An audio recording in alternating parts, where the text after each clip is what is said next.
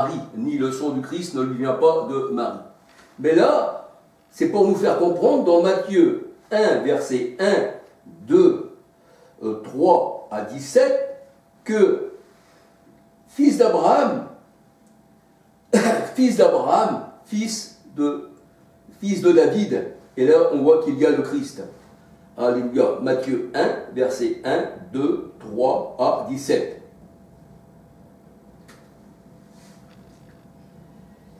Alors, comme je vous disais, c'est des antichrists. Donc ils n'ont pas l'onction, ils n'ont pas l'esprit. Et la Bible dit, dans Romains 8, 9, celui qui n'a pas l'esprit du Christ ne lui appartient pas. Comme c'est des antichrists, comme ils s'opposent au Saint-Esprit, acte 7, 51, Romains 8, verset 9, ils ne peuvent pas appartenir au Seigneur. Alléluia.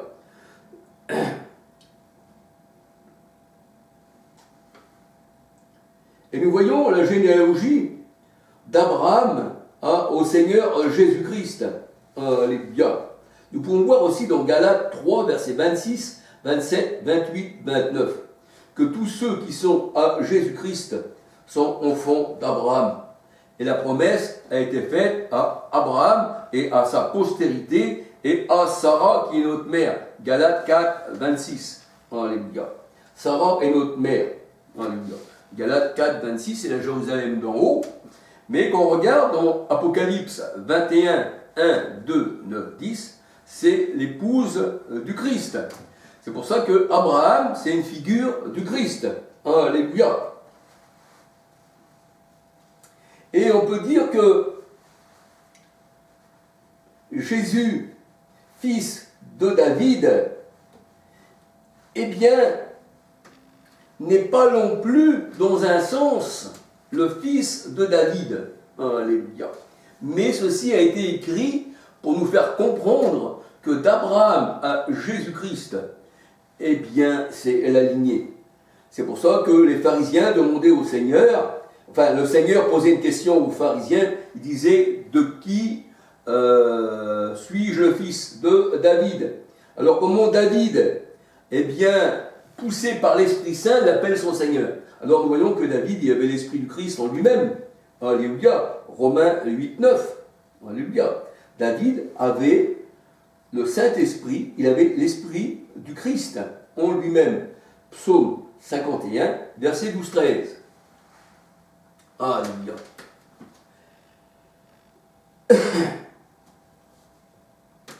Alors, on parle de Sem. On parle de Sem. Et Sem, on peut dire, dans Sem, il y a semence. Hein? Quand on dit semence, ben, on retrouve au départ Sem, semence. Alléluia. Et il est à noter que le mot semence, on le retrouve dans Sem, c'est sûr, comme celui qui sème, comme le semeur, comme Christ le semeur. Matthieu 13, verset 3 à 30. Matthieu 13, verset 3 à 30. Et Christ lui-même, il est la semence, il est la parole. Alléluia. Il est la parole. Alléluia. Il est la semence. Alors, on peut regarder Psaume 105, verset 6, et Ésaïe 41, verset 8. Alléluia.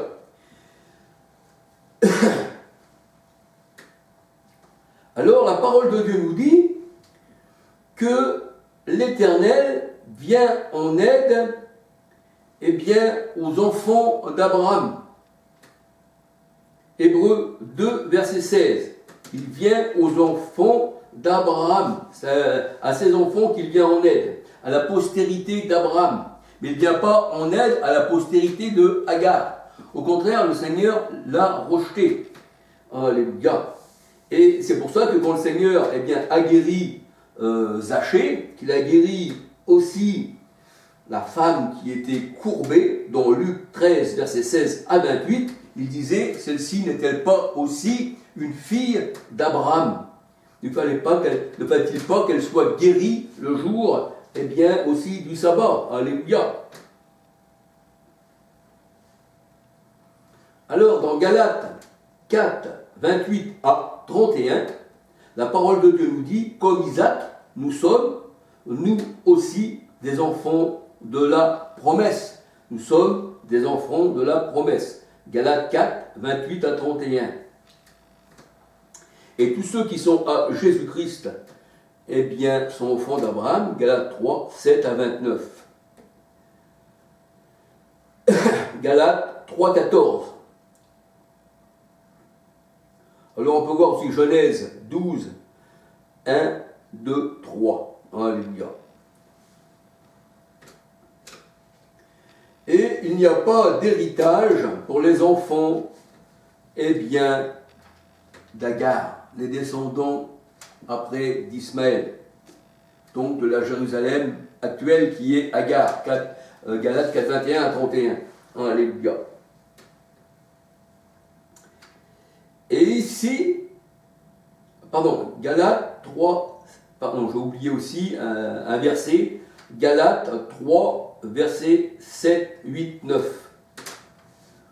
Galates 3, versets 7, 8, 9, 29. Voilà, c'est ça. Galates 3, versets 7, 8, 9, 29. Alors ici, nous voyons que les Sémites, les fils de Sem, les fils d'Abraham, les fils du Seigneur Jésus-Christ, eh bien, ce sont les véritables Sémites. Alléluia. Alors, nous voyons que le Seigneur, dans Genèse 9, 26, 27, comme Sem et Japheth n'avaient pas regardé leur père nu, qu'ils avaient détourné leur tête et qu'ils n'avaient pas été maudits, alors le Seigneur dit, Japheth habitera dans les tentes de Sem, c'est-à-dire les païens et les Sémites ne feront plus qu'un seul peuple. Alléluia. Genèse 9, versets 26, 27. Japheth demeure dans les tentes de Sem, et Japheth, c'est les nations. Genèse 10, versets 1, 2, 3, 4, 5. Alléluia. 1 Chronique 1, versets 5, 6, 7. Et on voit dans Éphésiens 2, versets 11 à 23, que les païens sont greffés sur l'olivier naturel d'Israël. Alléluia. Ils sont rentrés.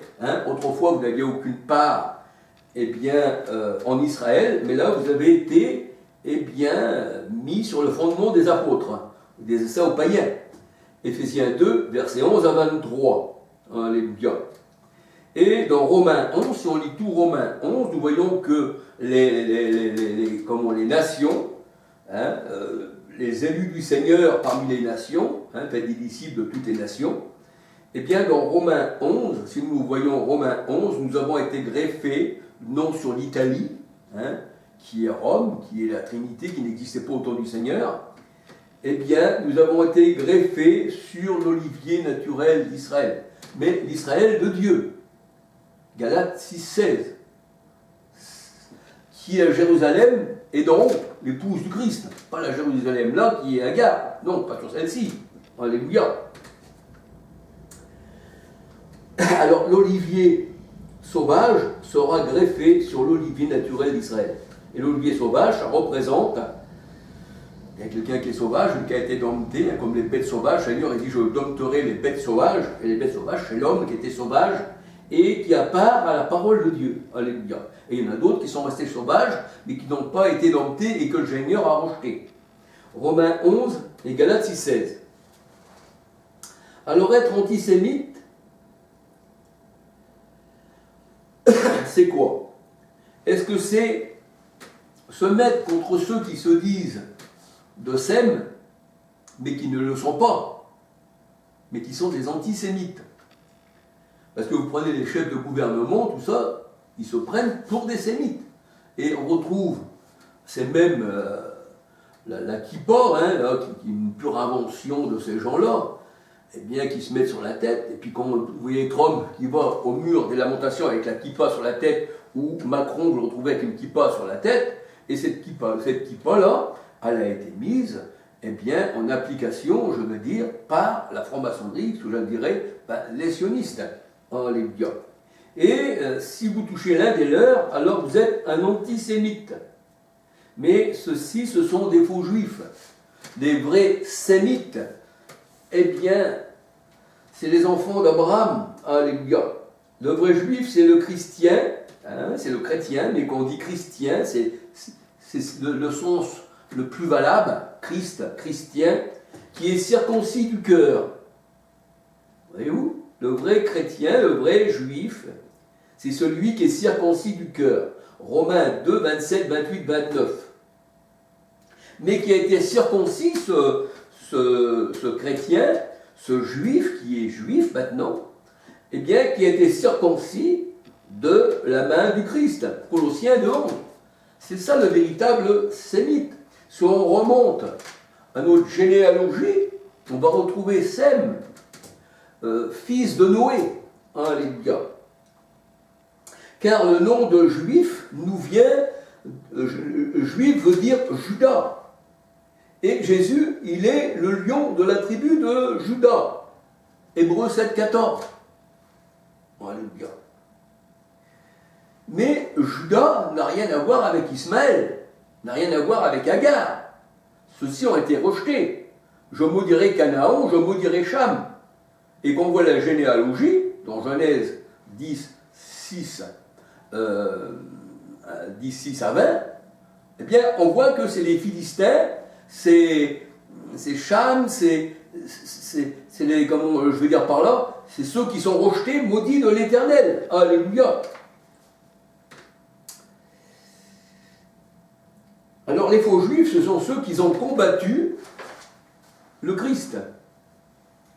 Donc ce ne sont pas des sémites, des fils d'Abraham. On ne va pas quand même combattre nos frères, ceux qui sont nés de l'esprit. Alléluia. Parce qu'il y en a qui sont nés de l'esprit, mais il y en a qui sont nés de la chair. Jean 1, 11, 12, 13. Et nos vrais frères et sœurs, ce sont ceux qui sont nés de l'esprit et non de la chair. Parce que dans la maison, il y en a qui ne sont pas choisis du Seigneur et ils combattent contre ceux qui sont nés de Dieu. C'est pour ça que tu auras pour ennemis les gens de ta maison. Et le Seigneur lui-même disait, qui est mon père, ma mère, mes frères, mes sœurs, c'est ceux qui sont nés de l'esprit. Ce sont les enfants d'Abraham qui remontent à Sem. Alléluia. Et nous sommes les enfants aussi de Sarah, qui est notre mère. Galates 4, 26. Ésaïe 51, versets 1, 2. Il faut avoir les yeux sur Abraham, les yeux sur Christ. Parce que Abraham est une figure du Christ. Alléluia.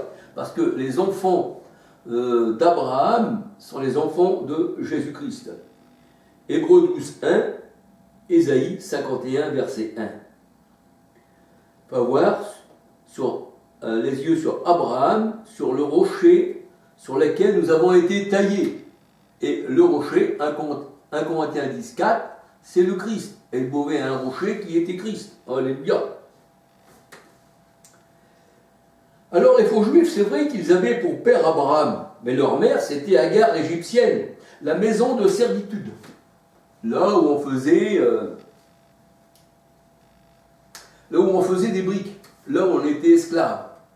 Ça représente le triangle. Le triangle, dans la société, tous les triangles représentent l'Égypte, ça représente la pyramide. Et dans le triangle, vous voyez l'œil. Et ça, vous le retrouvez sur le dollar américain. Alléluia. Et vous retrouvez beaucoup de triangles comme ça. Vous mettez sur les réseaux sociaux et tout. Vous prenez Jérusalem, pyramide, Jérusalem ou triangle. Vous allez voir qu'à Jérusalem, il y a beaucoup de triangles. Et ça, le triangle, ça représente aussi, pour les catholiques, la Trinité.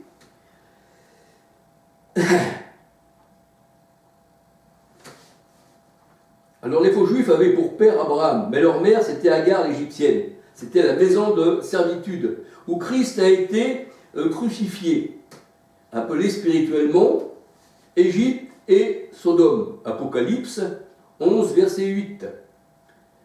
Ésaïe 1, versets 9 à 17.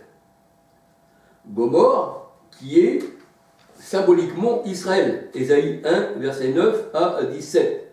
Galates 4, 21 à 31. Alléluia.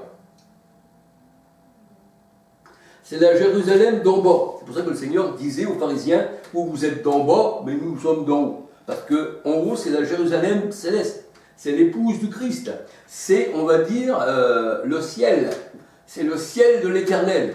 C'est le ciel. C'est pour ça que dans Apocalypse 21, il est dit, et je vis un ciel nouveau et une nouvelle terre. Alors dans Ésaïe 62, verset 4, il est dit, j'appellerai ta terre épouse. C'est ça la nouvelle terre. Alléluia. Et je vis un nouveau ciel. Apocalypse 21, verset 1, 2, 9, 10, qui est l'épouse. Je vis un nouveau ciel. Mais la parole de Dieu a dit, et le ciel, c'est son trône. Ésaïe 66, verset 1. Et nous voyons que dans Jérémie 3, verset 7, Jérusalem est son trône. Donc l'Éternel habite où? Dans la Jérusalem céleste. C'est lui qui l'éclaire, parce que Christ est son flambeau, la parole de Dieu nous dit. Alléluia. Alors allons voir encore un peu plus loin.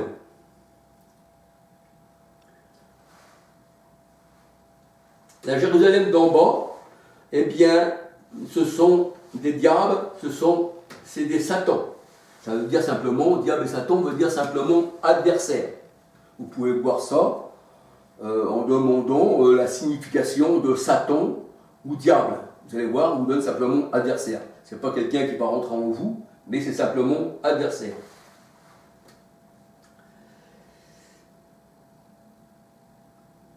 Alors, on voit que ces pharisiens qui ne voulaient pas être délivrés par le Seigneur a dit, si je vous affranchis, vous serez réellement libres. Alléluia. Et il dit, nous, on n'a pas besoin d'être libres, on est enfants d'Abraham. Oui, mais leur mère, c'était Agar. C'était les enfants de la chair. Ils sont dans la servitude. Donc, ils ne sont pas libres. Ils sont dans la servitude. Alléluia. Mais le Seigneur leur dit, vous ne comprenez pas mon langage parce que vous avez pour père le diable. Vous avez pour père le diable. Et on voit que ces gens-là, c'était des enfants de la chair. 1 Corinthiens 10, 18, et ils sacrifiaient aux démons. Ils sacrifiaient aux démons. Leur table, eh bien, était justement là pour sacrifier, eh bien, la chair. Alléluia. Et là, le Seigneur dit, vous avez pour père le diable. Le Seigneur dit que seuls les enfants de la promesse, les enfants de Sarah, héritent du royaume des cieux. Romains 9, versets 6 à 18. Mais le Seigneur dit, vous avez pour père le diable, c'est-à-dire que les pharisiens, qui avaient annulé le commandement de Dieu pour leur tradition, dans Marc 7, 1 à 23, eh bien, ces pharisiens qui n'avaient que des commandements d'hommes, faisaient tout pour faire un prosélyte, mais lorsqu'il était devenu, il était devenu pire qu'eux. C'est ce que la parole de Dieu nous dit. Et c'est pour ça que le Seigneur disait à ces pharisiens-là, ceux qui vous ont instruit, qui vous ont enseigné, vos pères, là, ceux qui vous enseignent, eh bien c'est le diable. C'est pour ça que vous ne comprenez pas ma parole. Alléluia. Leur père était le diable. C'est eux qui les instruisaient. Et ils faisaient qu'ils soient pires, eh bien qu'ils soient pires qu'eux. Alléluia. Ils faisaient tout pour faire un prosélyte, mais ce prosélyte, lorsqu'il était devenu, eh bien il était plus méchant encore que les pharisiens. Et le Seigneur, il dit, ils en égaraient eux-mêmes, ils en égarent d'autres. Alors, Jean 8, versets 38 à 45. Jean 8, versets 38 à 45. Matthieu 23, verset 15. Alléluia. Jean 8, 13 à 59. Ils ne comprennent pas le langage du Seigneur, son langage spirituel. Jean 8, versets 39 à 43. Et ces gens-là se font passer pour des brebis du Seigneur, Ézéchiel 34, 31, mais le Seigneur dit, mais ce sont des loups. Sophonie 3, 3. Des lions, 1 Pierre 5, 8. des loups, des lions qui déchirent leur proie. Ézéchiel 22, verset 25. Et qui se déguisent en brebis pour mieux approcher les brebis pour les dévorer, pour les déchirer. C'est pour ça que le Seigneur ne veut pas d'une bête morte, d'une bête déchirée sur son autel, dans Malachie 1, versets 6 à 14. Alors, Matthieu 7, versets 15 à 23. Ce sont des prophètes qui déchirent leur proie. Acte 20, 29. Alléluia. Ézéchiel 19, verset 6. Alors je vous donne quelques versets. Jérémie 5, verset 6. Jean 10, verset 12. Et Sophonie 3, 3. Ézéchiel 22, 27. Et le serviteur du Seigneur ne doit pas manger de bêtes déchirées. Exode 23, verset 11. Les chiens les ont étranglés. Les lions les ont, on va dire, déchirés. Alléluia.